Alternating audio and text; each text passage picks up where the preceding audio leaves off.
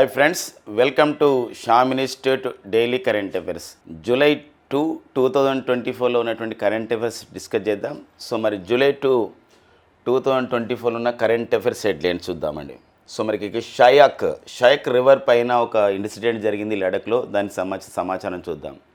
And next వచ్చేసి ఇక్కడ ministry of the statistics and program implementation వాళ్ళు ఒక బిశ్వనాథ్ గోల్డర్ కమిటీ నియమించడం జరిగింది. ఏ విషయంలో బిశ్వనాథ్ గోల్డర్ కమిటీ నియమించారు, దానికి సంబంధించిన విశేషాలు చూద్దామండి. సో మరో ఆర్టికల్ మనకు రావడం జరిగింది ప్రముఖ దినపత్రికలో. చైనా విస్తరణం శాంతికి అవరోధం అంటే ఈ రెండో థామస్ షోల్ దీవిని అక్కడ ఒక సంఘటన జరిగిందనమాట దక్షిణ చైనా సముద్రంలో. ఈ విషయంలో మనకి ఏంటంటే కొంచెం వివాదం ఉంది, దానికి సంబంధించిన విశేషాలు చూద్దామండి. అండ్ గ్లోబల్ డైట్ క్వాలిటీ స్కోర్ని ప్రపంచ ఆరోగ్య సంస్థ యూనిసెఫ్లు సంయుక్తంగా ఒక రిపోర్ట్ను విడుదల చేయడం జరిగింది, దానికి సంబంధించిన విశేషాలు చూద్దాం. జూన్ 2024 సంబంధించినటువంటి జీఎస్టీ వసూళ్లపైన ఒక సమాచారం ఉంది. 1,74,000 కోట్లు జీఎస్టీ వసూలైందని దానికి సంబంధించిన సమాచారం చూద్దాం. అండ్ నెక్స్ట్ వచ్చేసి ఇక్కడ ఎయిర్ ఇండియా సంస్థ, టాటా గ్రూపు సొంతం చేసుకున్నటువంటి ఎయిర్ ఇండియా సంస్థ పైలట్ల శిక్షణ కేంద్రాన్ని ఏర్పాటు చేస్తుంది. సో దానికి సంబంధించిన విశేషం చూద్దాం.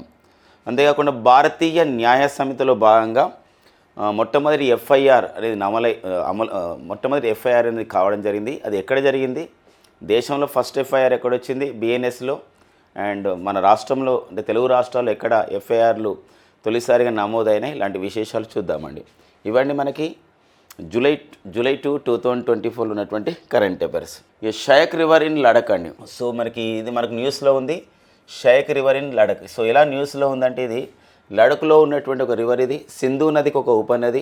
కారంకొరాం ఆ ప్రాంతం నుండి ఆ విధంగా జన్మిస్తున్నటువంటి అంటే ఆ ప్రాంతంలో ఉన్నటువంటి రివర్. సో ఇక్కడ మన భారత సైన్యం కొన్ని మాక్ డ్రిల్స్ని, కొన్ని విన్యాసాలను చేర్చే క్రమంలో అక్కడ సంబంధించిన సైనికుల ట్రక్ మునిగిపోవడం, అందులో ఒక 5 భారత సైనికులు మరణించడం జరిగిందనమాట, భారత సైనికులు. సో ఆ నేపథ్యంతో ఈ షయాక్ రివర్ అనేది వార్తలో ఉంది కాబట్టి అడిగే అవకాశం ఉంటుంది. షయాక్ రివర్ అనేది ఎక్కడ కలదు అని చెప్పేసి అంటే అది లడఖ్లో ఉంది. ఇటీవల కాలంలో సైనికులు, మన భారత సైన్యం వాళ్ళు మన భారత సైనిక సిబ్బంది తమ మాక్ డ్రిల్స్లో భాగంగా, తమ విన్యాసాల్లో భాగంగా చేస్తున్నటువంటి సంఘటనలో 5 భారత సైనికులు మరణించారు. ఆ సంఘటన ఎక్కడ జరిగింది, ఆ నది ఏంటి, ఇలాంటి విశేషాలు ఇక్కడ ఇంపార్టెన్స్గా మనకు ఉంటుందండి. ఓకేనా. సో ఇది మనకి షయాక్ రివర్ మనకు ఒక కరెంటు జాగ్రత్త అంశంగా చూసుకోవాలి. సో ఇక భారత సైనికులు మన సంబంధించినటువంటి మన బార్డర్ని ఎంతో సంరక్షణ చేసే విషయంలో, ప్రొటెక్షన్ చేసే విషయంలోనే ఈ ఘటన జరిగిన సందర్భం అన్నమాట. ఇక భారత సైన్యం అని చెప్పేసి అంటున్నాం కాబట్టి మన భారత సైనిక దినోత్సవాన్ని ప్రతి సంవత్సరం కూడా నేషనల్ ఆర్మీ డే అని చెప్పేసి అంటాం, జాతీయ సైనిక దినోత్సవం. నేషనల్ ఆర్మీ డేని ప్రతి సంవత్సరం ఎప్పుడు జరుపుకుంటామంటాం, జాతీయ సైనిక దినోత్సవాన్ని. సో జనవరి 15 అండి. సో జనవరి 15ని జాతీయ సైనిక దినోత్సవంగా మనం జరుపుకుంటాం. మరో అంశం ఉంది, ప్రస్తుతం మన భారత ప్రధాన సైనికాధికారి ఎవరు అంటే chief of Indian army staff, present chief of the Indian army staff అండి, present chief of the Indian army staff. ప్రస్తుతం మన భారత ప్రధాన సైనికాధికారి, ప్రస్తుత భారత ప్రధాన సైనికాధికారి అండి, ప్రస్తుత భారత ప్రధాన సైనికాధికారి. సో ప్రస్తుతం మన భారత ప్రధాన సైనికాధికారిగా ఎవరు పనిచేస్తున్నారు, ఎవరు నియమితులు కావడం జరిగిందంటే జనరల్ ఉపేంద్ర ద్వివేది అండి. ఉపేంద్ర ద్వివేది ప్రస్తుతం మన భారత సైనికాధికారిగా పనిచేస్తున్నారు. ఈ పదవిని చేపట్టినటువంటి ప్రధాన సైనికాధికారిగా ఆ సంబంధించిన బాధ్యతలు చేపట్టినటువంటి వారు ఉపేంద్ర ద్వివేది అంటే 30వ వ్యక్తి అండి, 30వ. సో మన భారత ప్రధాన సైనికాధికారి ఎవరంటే జనరల్ ఉపేంద్ర ద్వివేది.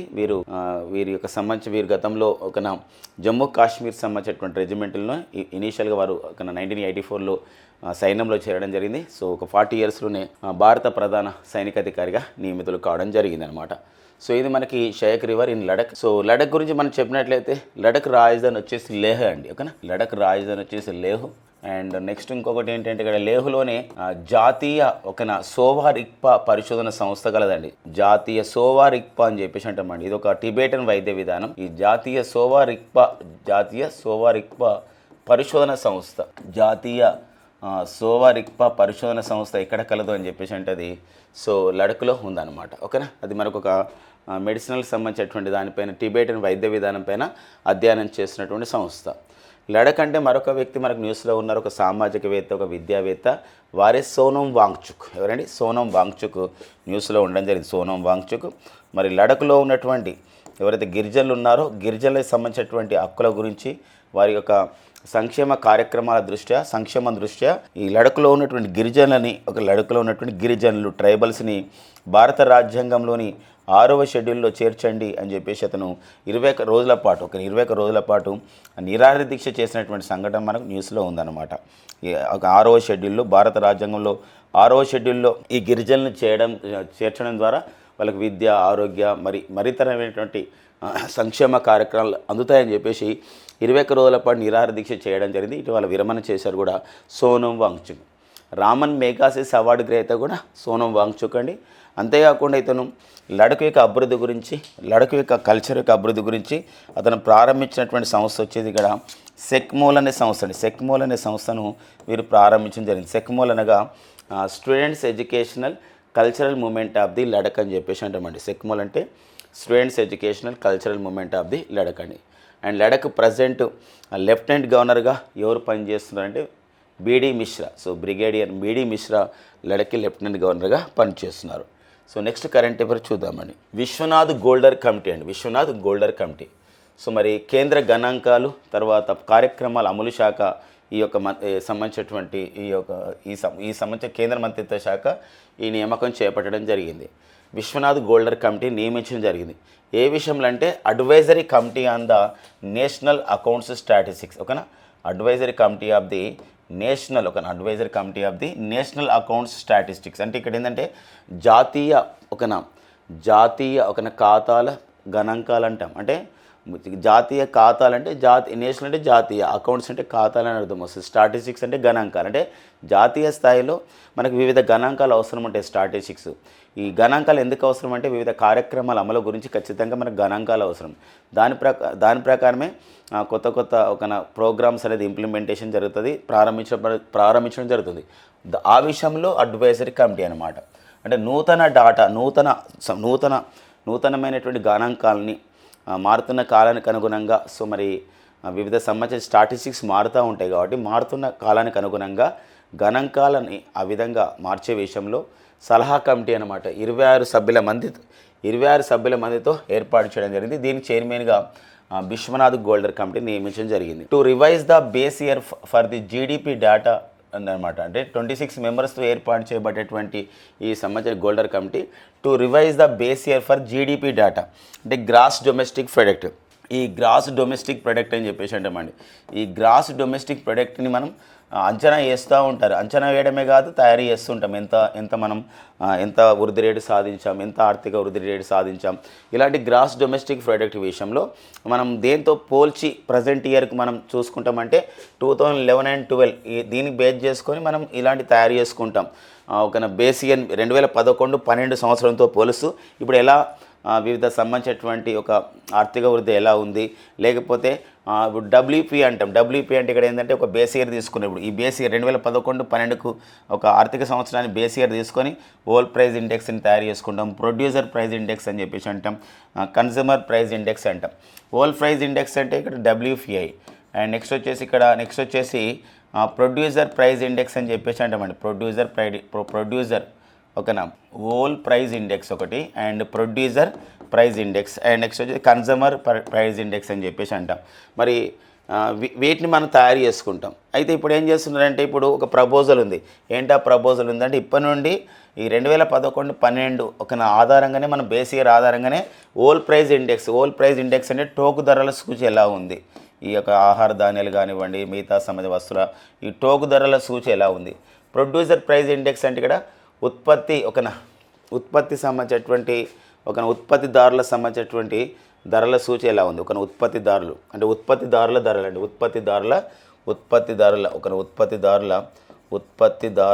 సో ధరలు అనమాట. ధరల సూచి ఎలా ఉంది అంటే ఉత్పత్తి చేసే వాళ్ళు ఎలా ఉంది. అండ్ కన్స్యూమర్ ప్రైస్ ఇండెక్స్ అంటే వినియోగదారుల సూచి అండి. వినియోగదారుల ధరలు, వినియోగదారుల సూచి అనమాట. వినియోగదారుల సో ధరల సూచి అనేది ఎలా ఉంది. సో ఇవి మనకు consumer price index, producer price ఇండెక్స్ని, హోల్సేల్ ప్రైస్ ఇండెక్స్ని ఇప్పుడు తయారు చేసుకుంటున్నాం. మనం ఇప్పుడు 2023, 24, 22, 23 తయారు చేసుకున్నాం. అదంతా కూడా 2011, 12తో పోల్చుకొని అప్పుడు ఇలా ఉంది, ఇప్పుడు ఎలా ఉంటుందని పోల్చుకొని మనం కంపారిజన్ చేసుకొని తయారు చేసుకుంటున్నాం. అట్లా కాకుండా మనం ఇప్పుడు ఒక ప్రపోజల్ చేస్తున్నారు అనమాట కేంద్ర ప్రభుత్వం. ఏంటంటే 2020-21 సంవత్సరాన్ని ఒక బేస్ ఇయర్ తీసుకొని, అంటే ఈ సంవత్సరంలో వచ్చినటువంటి జీడిపి, ఈ సంవత్సరంలో వచ్చినటువంటి ఒక ఈ ధరల సూచన తీసుకొని దాన్ని 2024-25కి ఎట్లా కంపేర్ చేయడం ద్వారా తద్వారా మనం ఇంకా ఎలా ఇంప్లిమెంటేషన్ చేసుకోవాలి వివిధ సంబంధించిన ధరలు అని చెప్పేసి తెలుసుకుంటాం అనమాట. మనకి ఎగ్జామ్లో అడిగే విషయం ఏంటంటే ఇటీవల కాలంలో కేంద్ర గణాంకాలు మరియు కార్యక్రమాల అమలు మంత్రిత్వ శాఖ ఒక కమిటీ నియమించింది. ఈ కమిటీ 2011-12 బేస్ ఇయర్ని మార్చాలి అని చెప్పేసి ఒక అధ్యయనం చేస్తుంది. ఇందులో 26 సభ్యులు ఉన్నారు.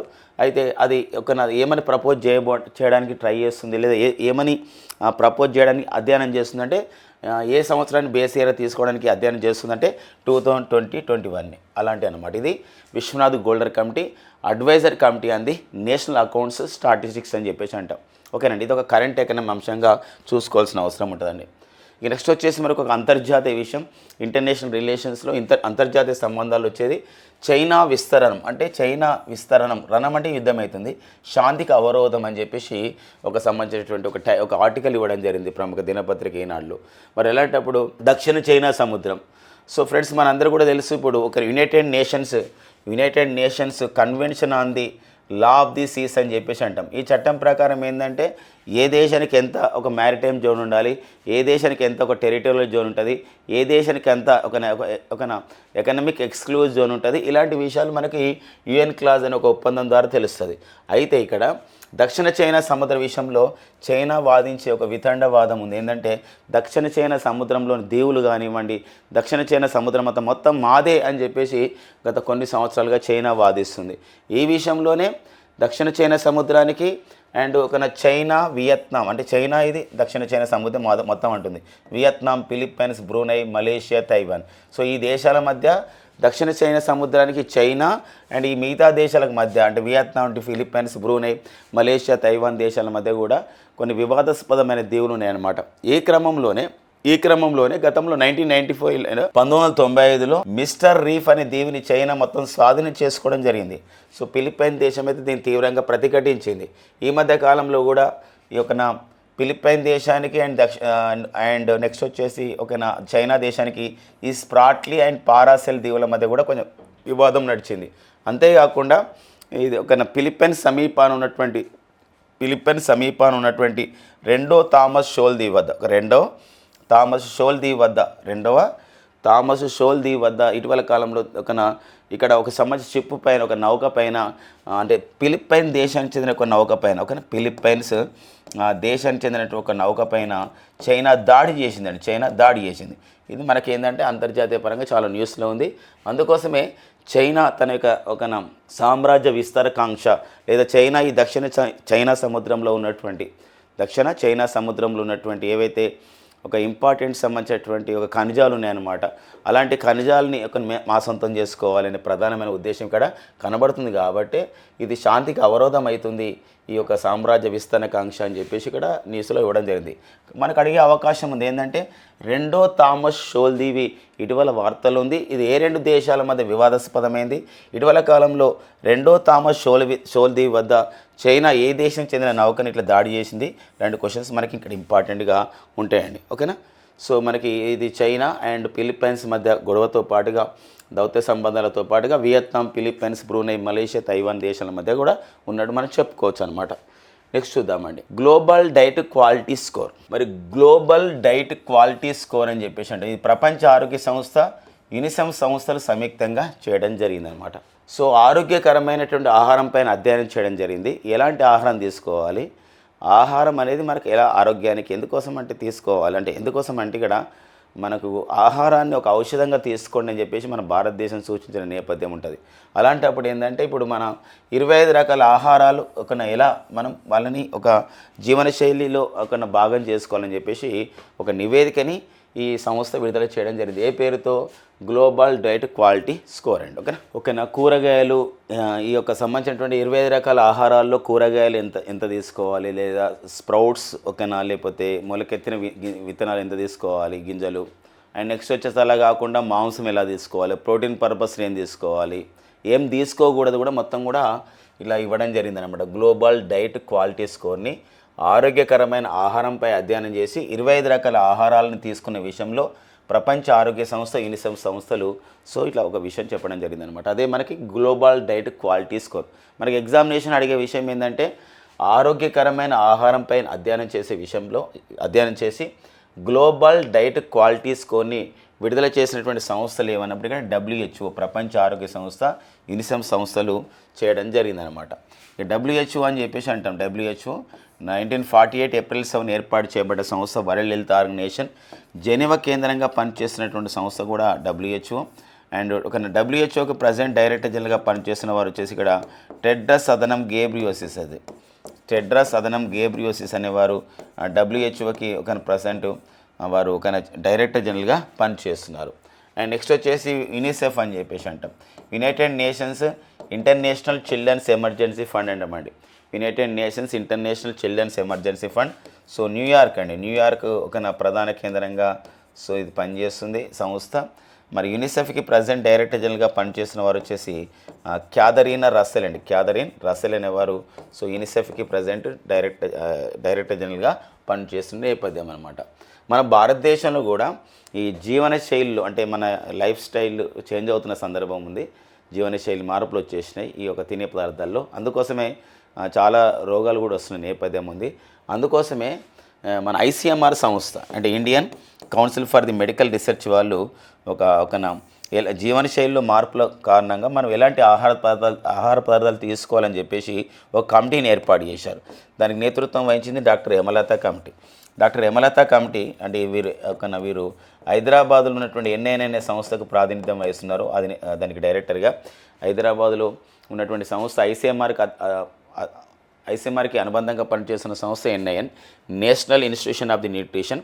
ఆ సంస్థకు డైరెక్టర్గా ఉన్న డాక్టర్ హేమలత గారు ఈ కమిటీని అధ్యయనం చేసి ఆహారపు అలవాట్లపైన అధ్యయనం చేసి మన భారతీయులకి 17 రకాల ఒక డైటరీ హ్యాబిట్స్ని అంటే ఆహారపు అలవాట్లని సూచించడం జరిగిందనమాట. ఆ నేపథ్యాన్ని గుర్తుపెట్టుకోవాల్సినటువంటి అవసరం ఉంటుందండి. ఇది గ్లోబల్ డైట్ క్వాలిటీ స్కోర్ సంబంధించిన విశేషం. GST అండి, అంటే గూడ్స్ అండ్ సర్వీసెస్ ట్యాక్స్ అని చెప్పేసి అంటే మనకి ఇది 101వ రాజ్యాంగ సవరణ చట్టం ప్రకారం 101వ రాజ్యాంగ సవరణ చట్టం ప్రకారం GSTని తీసుకురావడం జరిగిందనమాట. 101వ రాజ్యాంగ సవరణ చట్టం ప్రకారం GSTని ఎప్పుడు తీసుకొచ్చారంటే మనకి జూలై 1 అండ్ 2017 GSTని తీసుకొచ్చారు. అంటే జూలై 1, 2017 తీసుకొస్తే 2024 నాటికి GST అమలు చేసి ఏమైందంటే 7 ఇయర్స్ కంప్లీట్ అవుతుంది. ఈ నేపథ్యంలో GST పైన ఎంత వసూలైందని అంటే అధికారికంగా చెప్పలేదు, ఇక్కడ నుండి చెప్పరని చెప్పేసి ప్రకటించుకోవడం జరిగింది. కానీ కొన్ని అధికార వర్గాల ప్రకారం అయితే GST జూన్ 2024లో మన భారతదేశంలో వసూలైనటువంటి GST వచ్చేసి 1,74,000 కోట్లు లేదా 1.74 lakhs crores రూపీస్గా నమోదు కావడం జరిగింది. మే 2024లో GST మన దేశం ఎంత అండి? 1,73,000 కోట్లు. 2023లో అంటే లాస్ట్ ఇయర్ 2023లో జూన్లో GST అనేది 1,47,000 కోట్ల రూపాయలు. ఇలా GST అనేది గతంతో పోలిస్తే పెరుగుతూ ఉంది. కానీ మనం మొన్న లాస్ట్ అయితే ఏప్రిల్ 2024లో GST అనేది ఎంత వచ్చింది మన భారతదేశం అంటే మొత్తం కూడా 2.10 లక్షల కోట్లు అండి. 2.10 లక్షల కోట్ల రూపాయలు అనేది వసూలై GST చరిత్రలోనే అత్యధిక GST అనేది వసూలు కావడం జరిగింది. ఆ నేపథ్యాన్ని చూసుకున్న పరిస్థితుల్లో 52వ GST పాలక మండలి సమావేశం జరిగింది.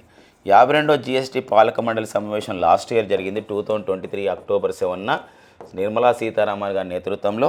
అండ్ 53వ GST పాలక మండలి సమావేశం 2024 జూన్ 22న న్యూఢిల్లీ కేంద్రంగా జరిగింది. దీనిపైన కొన్ని GST కొన్నిటిపైన పర్టికులర్గా రైల్వే ప్లాట్ఫామ్ టికెట్ కానివ్వండి, రైల్వే సంబంధించినటువంటి అధునాతన వాహనాలు కానివ్వండి, కొన్నిటి వాటిపైన GST మినహాయింపు అనేది జరిగిందనమాట. ఆ నేపథ్యాన్ని కూడా చూసుకోవాల్సిన అవసరం మనకు ఉంటుందండి. ఇక ప్రపంచంలోనే జిఎస్టీని అమలు చేసినటువంటి తొలి దేశం వచ్చేసి మనకి ఫ్రాన్స్ దేశం 1954లో జిఎస్టీని అమల్లోకి తీసుకురావడం జరిగింది. ఆ విషయం గుర్తుపెట్టుకోవాల్సిన అవసరం ఉంటుందండి. ఓకేనా, నెక్స్ట్ చూద్దాం. ఎయిర్ ఇండియా పైలట్ల శిక్షణ సంస్థని ఏర్పాటు చేస్తున్నట్లు ఎయిర్ ఇండియా ప్రకటించడం జరిగింది. అంటే అసలు ఎయిర్ ఇండియా అంటే టాటా గ్రూప్ మొత్తం కొనుగోలు చేసింది ఎయిర్ ఇండియాని. సో ఎయిర్ ఇండియాని మొత్తం కూడా కొనుగోలు చేసింది టాటా గ్రూప్ అన్నమాట ఇప్పుడు. సో టాటా గ్రూప్లో ఒక భాగం ఇప్పుడు ఎయిర్ ఇండియా సంస్థ, ఈ పౌర విమానయాన సంస్థ. వారికి ఒక దక్షిణాసియా దేశాల్లోని అతిపెద్ద ఈ ట్రైనింగ్ ఆర్గనైజేషన్ని ఇక్కడ అమరావతిలో ఉన్నటువంటి బెలోరా ఎయిర్పోర్ట్లో ఏర్పాటు చేస్తున్నట్లు ఎయిర్ ఇండియా ప్రకటించడం జరిగింది. కాబట్టి మనకి ఇక్కడ సూపర్లేటివ్లో అత్యున్నతమైన వాటిలో ఇంపార్టెంట్గా మనకు ఉంటుంది. సో మరి ఒక ఎయిర్ ఇండియా సంస్థ తన పైలట్ ట్రైనింగ్ ఆర్గనైజేషన్ని ఈ క్రింది ఎయిర్పోర్ట్లో ఏర్పాటు చేసిందంటే బెలోరా. ఏ నగరంలో ఏర్పాటు చేసిందంటే మహారాష్ట్రలోని అమరావతిలో ఏర్పాటు చేయడం జరిగింది. మన భారతదేశంలో పౌర విమానయానం అనేది చాలా అభివృద్ధి చెందుతున్న ఒక రంగంగా ఉంది. మన భారతదేశంలో పౌర విమానయానాన్ని అభివృద్ధి చేసే క్రమంలో ప్రారంభించినటువంటి కార్యక్రమం వచ్చేసి ఉడాన్ ఆర్సిఎస్ అని చెప్పేసి అంటాం. ఉడాన్ ఆర్సిఎస్ అనగా అర్థం ఏంటంటే ఉడే దేశ్ కా స్వామ్ నాగరిక్ అని చెప్పేసి అంటాం. ఉడే దేశ్ కా స్వామ్ నాగరిక్ అనేది మనకి సో ఉడాన్ ఆర్సిఎస్ సంబంధించినటువంటి కార్యక్రమం అండి. ఉడే దేశ్ కా ఆమ్ నాగరిక్ అంటాం. ఆర్సిఎస్ అంటే అర్థమైంది ఇక్కడ రీజనల్ కనెక్టివిటీ స్కీమ్ అని చెప్పేసి అంటామండి. ఇది రీజనల్ కనెక్టివిటీ స్కీమ్గా పిలుస్తామండి, రీజనల్ కనెక్టివిటీ స్కీమ్ అండి. ఓకేనా, నెక్స్ట్ చూద్దాం. ఇక నెక్స్ట్ వచ్చేసి మనకి ఫ్రెండ్స్ మనందరికీ తెలుసు జూలై 1 2024 నుండి మన భారతదేశంలో నూతన నేర న్యాయ చట్టాలు అనేది అమల్లోకి వచ్చినాయి. భారతీయ న్యాయ సంహిత, భారతీయ నాగరిక సురక్ష సంహిత, భారతీయ సాక్ష్య దినం, ఈ 2023 అనమాట ఇవన్నీ చట్టాలు. అయితే 2024 జూలై 1 నుండి అమల్లోకి వచ్చినాయి. గతంలో ఇది బిఎన్ఎస్ అంటే ఇండియన్ పీనల్ కోడ్గా పిలిచేవాళ్ళం. అండ్ బిఎన్ఎస్ఎస్ అంటే ఒక కోడ్ ఆఫ్ ది క్రిమినల్ ప్రొసీజర్గా. అండ్ భారతీయ సాక్ష్య దినం గతంలో ఏమని పిలిచేవారం అంటే ఇండియన్ ఎవిడెన్స్ యాక్ట్గా పిలిచేవారం. ఇలాంటి నేపథ్యంలో ఇవి జూలై 1, 2024 అమలు అవుతున్నాయి. మరి భారతీయ శిక్షా స్మృతిని భారతీయ న్యాయ సమితిగా మార్చడం జరిగింది. ఈ భారతీయ న్యాయ సమితిల విషయంలో బిఎన్ఎస్ కింద మొట్టమొదటి ఎఫ్ఐఆర్ అనేది ఒక ఫస్ట్ ఇన్ఫర్మేషన్ రిపోర్ట్ అనేది ఎక్కడ నమోదైంది 2024 జూలై 1 అంటే ఒక భారతదేశంలో అయితే గ్వాలియర్ నగరంలో జరిగింది. ఇవన్నీ కూడా వాహనాల సంబంధించిన విషయంలో అయినాయి అనమాట. అండ్ చార్మినార్ పిఎస్లో కూడా అలాంటి వాహనాల విషయంలోనే కొంచెం జరిగింది. అండ్ ఆంధ్రప్రదేశ్లో కూడా ఇక్కడ మంగళగిరి రూరల్ పిఎస్లో సో తొలి కేసు అనేది నమోదు కావడం జరిగింది. కాబట్టి అడిగే అవకాశం ఉంది. ఎందుకోసం అంటే బ్రిటిష్ వారి కాలంలో ఉన్నటువంటి చట్టాలను మార్పు తీసుకురావడం జరిగింది. కొన్ని చట్టాలని కొన్ని సెక్షన్ తొలగించడం జరిగింది, కొన్ని సెక్షన్స్ యాడ్ చేయడం జరిగింది. అలాంటి నేపథ్యంలో భారతీయ న్యాయ సంహిత కింద మొట్టమొదటి ఎఫ్ఐఆర్ ఎక్కడ నమోదైంది, దేశంలో ఎక్కడ నమోదైందంటే మధ్యప్రదేశ్లోని గ్వాలియర్లో, తెలంగాణలో ఎక్కడ నమోదైందంటే చార్మినార్ పిఎస్ పోలీస్ స్టేషన్లో, అంటే తెలంగాణలో హైదరాబాద్లో.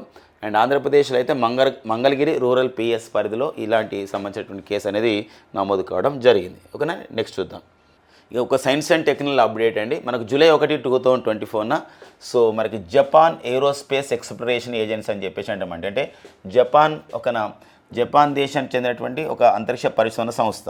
మన భారతదేశంలో ఇస్రో మన అంతరిక్ష పరిశోధన సంస్థ ఎలా అంటామో అమెరికా దేశానికి సంబంధించిన విషయంలో నాసా అని చెప్పేసి ఎట్లయితే ఒక అంతరిక్ష పరిశోధన సంస్థ చెప్తామో అదేవిధంగా ఈ జక్సా అనే సంస్థ అలోస్ 4 అని చెప్పేసి ఒక అబ్జర్వేషన్ శాటిలైట్ని అంటే భూ పరివేష్టిత ఉపగ్రహాన్ని సక్సెస్ఫుల్గా లాంచ్ చేయడం జరిగింది జూలై 1, 2024. దీనికి యూజ్ చేసినటువంటి రాకెట్ పేరు ఏంటంటే H3LH ఒక రాకెట్ ద్వారా పంపించడం జరిగింది. అలోస్ 4 అంటే అర్థం ఏంటంటే ఇక్కడ అడ్వాన్స్డ్ ల్యాండ్ అబ్జర్వేషన్ శాటిలైట్ అని చెప్పేసి అంటామండి. Advanced land observation satellite observation గుర్తుపెట్టుకోవాలి. జపాన్ అని చెప్పేసి అంటున్నాం. జపాన్ వాళ్ళు అండ్ వాళ్ళు ప్రపంచంలో ఫస్ట్ టైం వీరు ఒక వుడ్తోని ఒక చెక్కతోని ఏం చేస్తారు, ఒక శాటిలైట్ తయారు చేస్తున్నారు. ఈ మంగోలియా చెక్కతో మొత్తం తయారు చేశారు. దాని పేరు లిగ్నోసాట్. నాసా వాళ్ళ సహాయంతో త్వరలోనే ఈ యొక్క జపాన్ వాళ్ళు లిగ్నోసాట్ అని చెప్పేసి ఒక వుడ్తో చేసినటువంటి శాటిలైట్ని త్వరలోనే అంతరిక్షంలోకి పంపించబోతున్నారని చెప్పేసి మనకు న్యూస్లో ఉంది. ఇంకా పంపించలేదు కానీ పంపించబోతున్నారు. సో మరి సుజాత సౌనిక్ అండి. సుజాత సౌనిక్ ఎవరండి? సుజాత సౌనిక్ అంటే సో వీరు ఒక సీనియర్ ఐఏఎస్ అధికారి, మహారాష్ట్ర ప్రభుత్వ ప్రధాన కార్యదర్శిగా నియమితులు కావడం జరిగింది. గుర్తుపెట్టుకోండి, మహారాష్ట్ర ప్రభుత్వ ప్రధాన కార్యదర్శి అండి. మహారాష్ట్ర ప్రభుత్వ ప్రధాన కార్యదర్శి. మహారాష్ట్ర ప్రభుత్వ ప్రధాన కార్యదర్శిగా సో నియమితులైన వారు ఎవరంటే ఇక్కడ ఎవరంటే సుజాత సౌనిక్ అని చెప్పేసి అంటారు. సో వీరు the first women chief secretary to the Maharashtra, అంటే మహారాష్ట్ర ప్రభుత్వానికి మొదటి మహిళా చీఫ్ సెక్రటరీ అనమాట.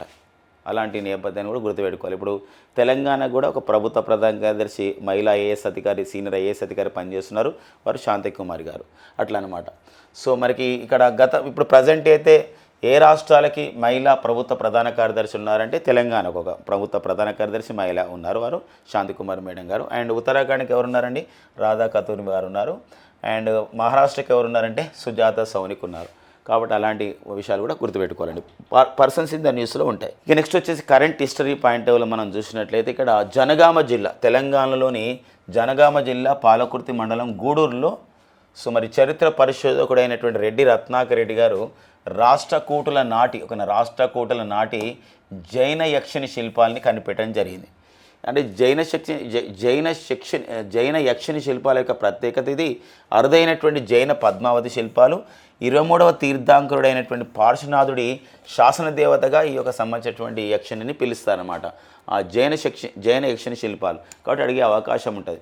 జైన యక్షిణి శిల్పాలు ఈ యొక్క ఎక్కడ దొరికినాయి అని చెప్పేసి అంటే అరుదైనటువంటి ఈ జైన పద్మావతి శిల్పాలు అనేది ఎక్కడ దొరికినాయి, యక్షిణి అన్న పద్మావతి అని ఇక్కడ ఒకటే గుర్తుపెట్టుకోండి, ఒకటే సంబంధించినటువంటి వస్తుందన్నమాట.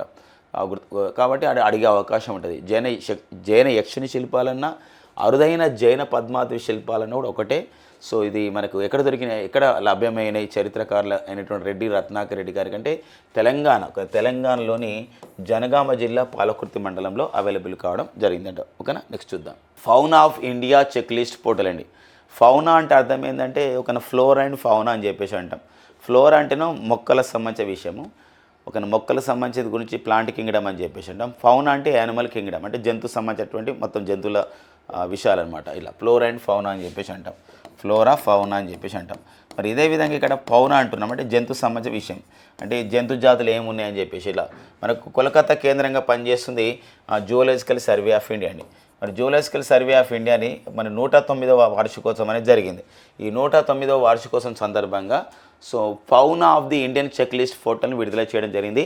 జువలాజికల్ సర్వే ఆఫ్ ఇండియా అంటే భారత జీవజాల జాబితా విడుదల చేయడం జరిగింది. ఇలా భారత జీవజాల జాబితాను విడుదల చేసినటువంటి దేశంగా మన భారతదేశం ఇప్పుడు ఆవిర్భవించింది. అంటే మొత్తం కూడా మన భారతదేశంలో 36 జంతు కుటుంబాలకు చెందిన 121 జీవ వర్గాలకు చెందినటువంటి 1,04,561. ఓకేనా, 1,00,000 ఈ నెంబర్ ఇంపార్టెంట్గా ఉంది. 1,04,561 జాతుల జీవుల జాబితా అనేది మనకు ఇప్పుడు అవైలబుల్గా ఉందన్నమాట. వాటి యొక్క శాస్త్రీయనామాలు అవి ఇక్కడ అవైలబుల్గా ఉంటాయి, మొత్తం విశేషాలు అన్నమాట. ఇది fauna of Indian check list portal. So ప్రతి అంశం కూడా ఇక్కడ ఇంపార్టెంట్గా ఉంటుందండి. ఇక నెక్స్ట్ వచ్చేసి మనకి ఆస్ట్రియన్ గ్రాండ్ ప్రిక్స్. మనకి ఆస్ట్రియా దేశంలో జరిగినటువంటి ఖతర్ ఎయిర్వేస్ అనే సంస్థ వాళ్ళు దీన్ని స్పాన్సర్ చేయడం జరిగింది. బట్ ఖతర్లో జరగలేదు, ఆస్ట్రియాలో జరిగినాయి. ఈ ఆస్ట్రియాలో జరిగినటువంటి గ్రాండ్ ప్రిక్స్లో ఇలా మోటార్ రేస్లో, ఈ కార్ రేస్లో మరి మొదటి 3 స్థానాల్లో ఎవరు నిలిచారో మనకి ఇంపార్టెంట్గా ఉంటుంది. మొదటి 3 స్థానాలు ఎవరు ఉన్నారంటే ఇక్కడ మెర్సిడెస్ కార్ డ్రైవర్ అనేటువంటి George Russell, and McLaren car driver అనేటువంటి Lando Norris, and Ferrari car driver అనేటువంటి చార్లెస్ లెక్లర్క్. ఇలా జార్జ్ రసెల్ మొదటి స్థానం ఉన్నాడు ఈ కార్ రేస్లో, ఆస్టిన్ గ్రాండ్ ప్రిక్స్లో. అంటే కార్ రేస్ అంటే ఏ రేస్ అనేది ఫార్ములా 1 రేస్ అండి, ఇది ఫార్ములా 1 రేస్ అని చెప్పేసి అంటాం. మరి ఫార్ములా 1 రేసులో ల్యాండో నోరిస్ 2వ స్థానంలో ఉన్నాడు, చార్లెస్ లెక్లర్క్ 3వ స్థానంలో ఉండడం జరిగిందనమాట. సో జార్జ్ రసెల్ మెర్సిడెస్ కంపెనీకి చెందినవారు, ల్యాండో నోరిస్ మ్యాక్లెరన్ కంపెనీకి చెందినవాడు, అండ్ ఫెరారీ కంపెనీకి చెందిన వారు ఎవరంటే చార్లెస్ లెక్లర్క్. అంటే ఇక్కడ పేర్లు వచ్చేసి జార్జ్ రసెల్, ల్యాండో నోరిస్, చార్లెస్ లెక్లర్కులు మొదటి 3 స్థానాల్లో ఉన్నారు. మరి వీళ్ళు ఏ కంపెనీకి చెందిన వారు ఇలా పోటీలో పాల్గొంటున్నారు అంటే జార్జ్ రసెల్ వచ్చేసి మెర్సిడెస్ కంపెనీ, ల్యాండో నోరిస్ వచ్చేసి మ్యాక్లెరన్ కంపెనీ, ఫెరారీ కంపెనీకి చెందినవారు చార్లెస్ లెక్లర్క్ అండి. ఇది ఆస్ట్రేలియా గ్రాండ్ ప్రిక్స్ 2024 విన్నర్ ఎవరంటే మనకు జార్జ్ రసెల్ వస్తాడనమాట. ఓకేనా, మిగతా వాళ్ళు ఎందుకు చెప్పుకున్నామంటే మనకి వాళ్ళు ఏ సంబంధించిన కార్ డ్రైవర్గా ఉన్నారు సంస్థ, వాళ్ళు ఏ క్రీడలు అంటే ఫార్ములా 1 రేసర్స్ అనమాట వీళ్ళందరూ కూడా.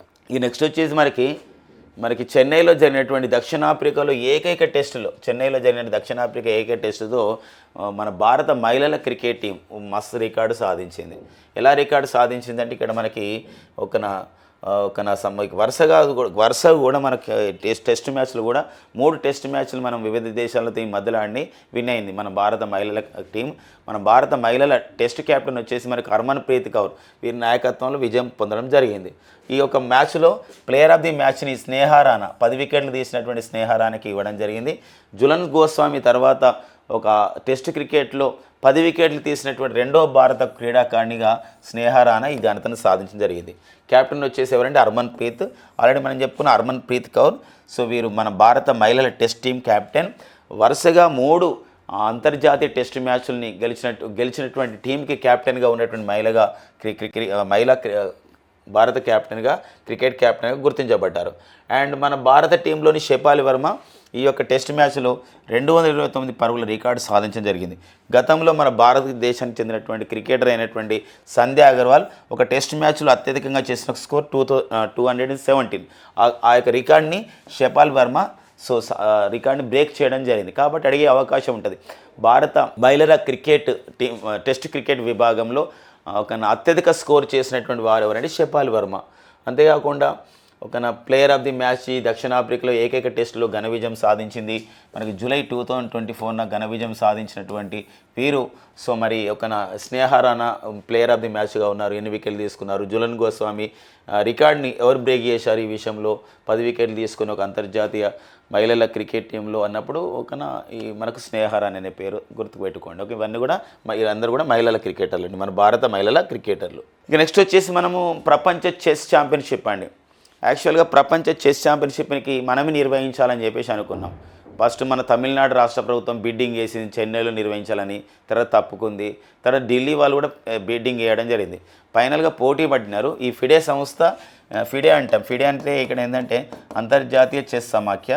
ఇది మనకి ఎక్కడ ఉందంటే ఫిడే అనే సంస్థ స్విట్జర్లాండ్లోని లౌసా అనే నగరంలో ఉంది. ఇక్కడ బిడ్డింగ్ జరిగింది. బిడ్డింగ్ జరిగినప్పుడు ఈ ప్రపంచ చెస్ ఛాంపియన్షిప్ 2024ను ఏ దేశం నిర్వహిస్తుందని అధికారికంగా ప్రకటించడం జరిగిందంటే సింగపూర్ దేశం నిర్వహిస్తుంది. సింగపూర్లో నవంబర్ 20 నుండి డిసెంబర్ 15, 2024లో ప్రపంచ చెస్ ఛాంపియన్షిప్ నిర్వహించబోతున్నారు. ఇందులో చైనా దేశానికి చెందినటువంటి డింగ్లిరన్, భారతదేశానికి చెందినటువంటి దొమ్మరాజు గోకేష్ ఇట్లా ఫైనల్ మ్యాచ్ ఆడబోతారు అనమాట. ఒకవేళ దొమ్మరాజు గోకేష్ గెలిచినట్లయితే ఒక ఘనత అనమాట. చిన్న వయసులోనే ప్రపంచ చెస్ ఛాంపియన్షిప్ను సాధించినటువంటి క్రీడాకారుడిగా భారతీయుడిగా గుర్తించబడబోతున్నారు. 17 ఇయర్స్ అనమాట దొమ్మరాజు గోకేష్ గతంలో ఒక రికార్డు ఉంది. చిన్న వయసులోనే భారత చెస్ గ్రాండ్ మాస్టర్ హోదా సంపాదించడం జరిగింది దొమ్మరాజు గోకేష్ గారు. ఇప్పుడైతే మన భారత చెస్ గ్రాండ్ మాస్టర్లు ఇంతవరకు 85 మంది అయ్యారు. 85వ భారత చెస్ గ్రాండ్ మాస్టర్గా గుర్తింపు పొందిన వారు వచ్చేసి ఇక్కడ శ్యామ్ నికల్ అండి. ఓకేనా, నెక్స్ట్ చూద్దాం. ఇవ్వండి మనకి జూలై 2, 2024 నాటి కరెంట్ అఫైర్స్ అండి. జూలై 2, 2024 నాటి current affairs. Thank you friends and all the best.